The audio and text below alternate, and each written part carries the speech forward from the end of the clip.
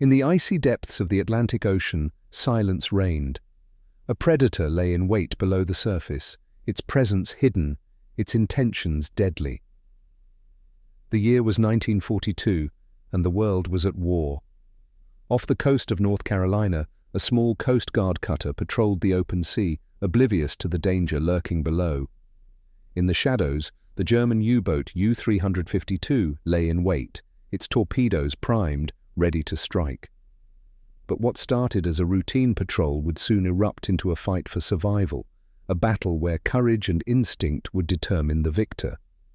This is the story of U-352, a tale of ambition, ingenuity, and the unforgiving brutality of the Battle of the Atlantic.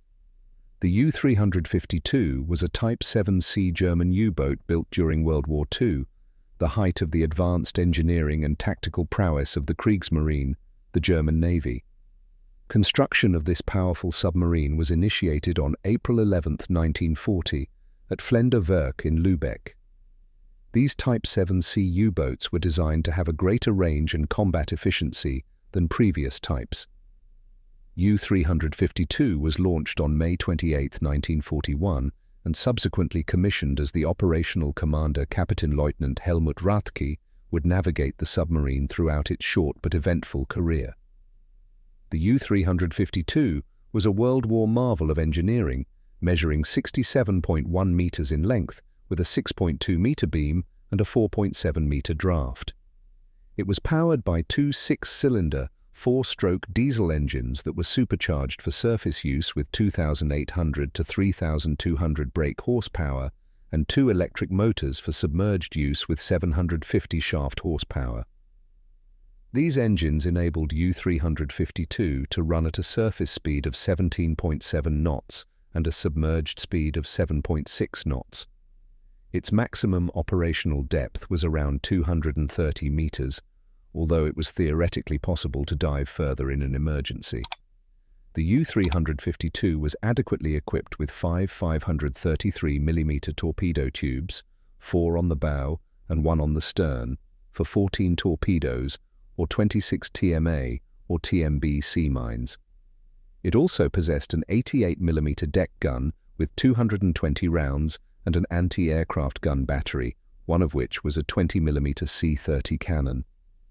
This equipment made the U-352 a powerful force in the war under the waves, capable of attacking surface and aerial targets with impunity.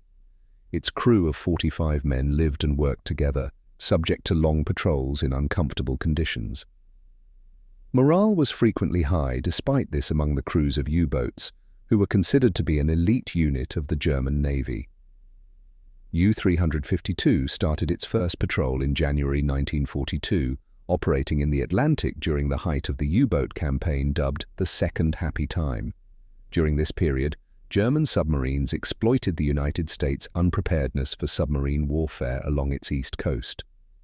Allied convoys were poorly coordinated, and coastal towns were usually well lit at night, making merchant vessels a sitting duck. U-352 had success early on, sinking several small ships and damaging others.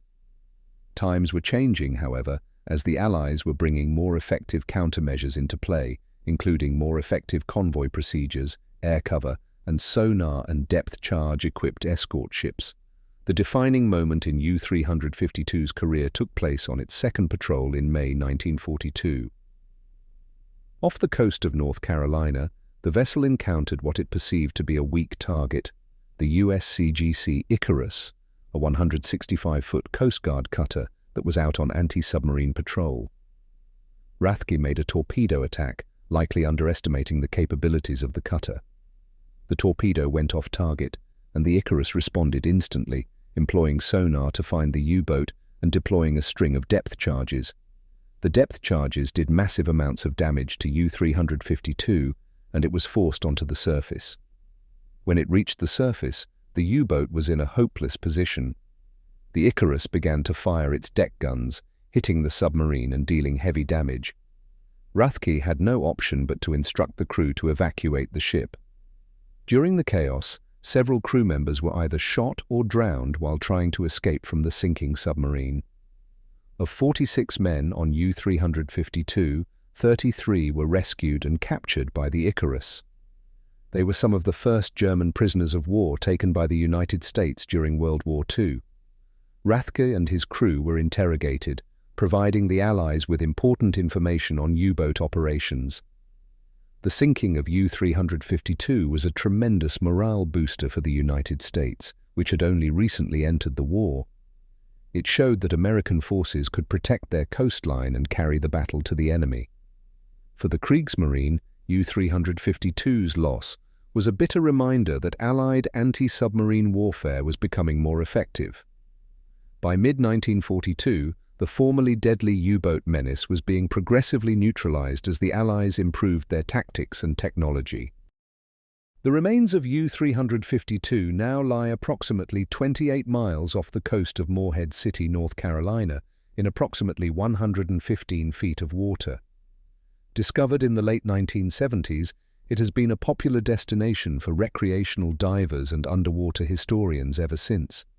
It is a sobering reminder of the Battle of the Atlantic, a conflict that took thousands of lives on both sides. The wreck remains relatively intact, its conning tower and deck gun still evident, providing a haunting glimpse into the past. Dividing the wreck of U-352 is not merely a recreational pursuit, but also a chance to contemplate the human cost of war. German U-boats held the advantage in the theater at first, exploiting weaknesses in Allied defense with devastating impact. But eventually, as the war lengthened, the Allies developed a series of countermeasures which gradually changed the equation of power. These included long-range aircraft, better sonar and radar, and code-breaking by Allied cryptanalysts at Bletchley Park, who deciphered the German naval codes. The sinking of U-352 symbolizes this shift in the balance of power, a turning point in the struggle for the Atlantic. Apart from its historical significance, the story of U-352 also has significant implications for naval strategy and technology today. The cat-and-mouse chase between submarines and their hunters remains a dominant aspect of naval warfare, and nations all over the world are spending enormous amounts of money on submarine and anti-submarine technology. The destiny of U-352 and other World War II subs continues to shape military strategy and technological innovation to this day.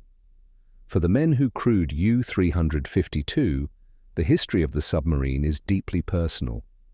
Its capture and loss serve to underscore the cost in human lives of war.